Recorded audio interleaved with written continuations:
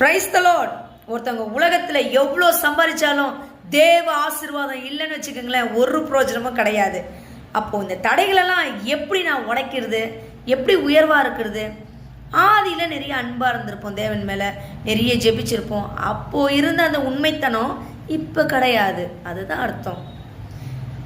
ரொம்ப கஷ்டப்பட்டு உழைக்கிறேன், காசே தங்க மாட்டுது, தங்காது. வீட்டுக்குள்ளே சமாதானமே இல்லை, எப்போ பாரு கணவன் மனைவி பிரச்சனையாக தான் இருக்கும். ஒருத்தர் எனக்கு ஒரு வேலை கொடுத்தாரு நம்பி, ஆனால் நான் அவருக்கு உண்மையாகவே இல்லை. என்கிட்ட ஒரு பணப்பொறுப்பை கொடுத்தாரு, அதில் நான் உண்மையாக கிடையாது. எப்படி? ஒரு குடும்பத்தில் ஒரு தாய் தகப்பன் பொய்யாவே வாழ்ந்து இறந்து மேலேயே போயிட்டாங்க. அவங்களோட பிள்ளைகள் அவங்களும் அவங்க குடும்பத்தில் அந்த பொய்யையே அப்ளை பண்ணுறாங்க. அப்போ எப்படி அந்த குடும்பத்தில் சமாதானம் இருக்கும்? இருக்காது. ஒருத்தவங்க உங்களுக்கு வேலை கொடுத்தாங்களா, அந்த இடத்துல அந்த முதலாளிக்கு உண்மையாக இருங்க. ஒரு பணத்தை உங்கள் கையில் கொடுத்து பொறுப்பாக இருக்க சொன்னாங்களா, அந்த பணத்தில் பொறுப்பாக இருக்கணும். அது சின்னதோ பெருசோ பொறுப்பாக இருக்கணும், அதில் நேர்மையாக இருக்கணும். குடும்பமா, தாய்க்கு பின் உன்னுடைய மனைவி தான் கூட வர போகிறாங்க, அவங்கக்கிட்ட உண்மையாக இருக்கணும். பொய் எதுக்கெத்தாலும் பொய் பொய் பொய் பொய் ஃபுல்லாகவே பொய்யாகவே வாழ்ந்து இப்போ இன்னொரு ஃபேமிலி ஆனதுக்கப்புறம் அங்கேயும் அந்த பொய்யை அப்படியே அப்ளை பண்ணுறது. அப்போ எங்கே?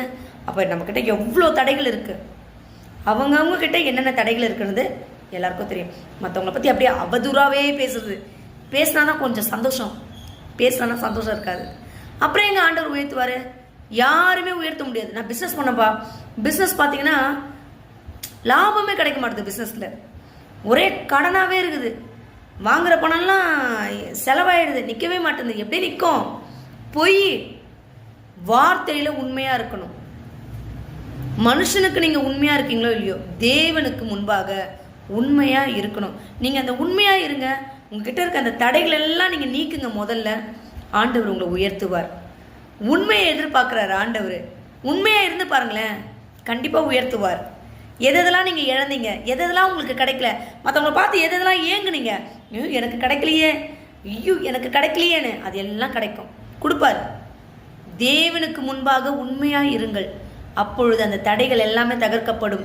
அவர் உங்களை உயர்த்துவார்.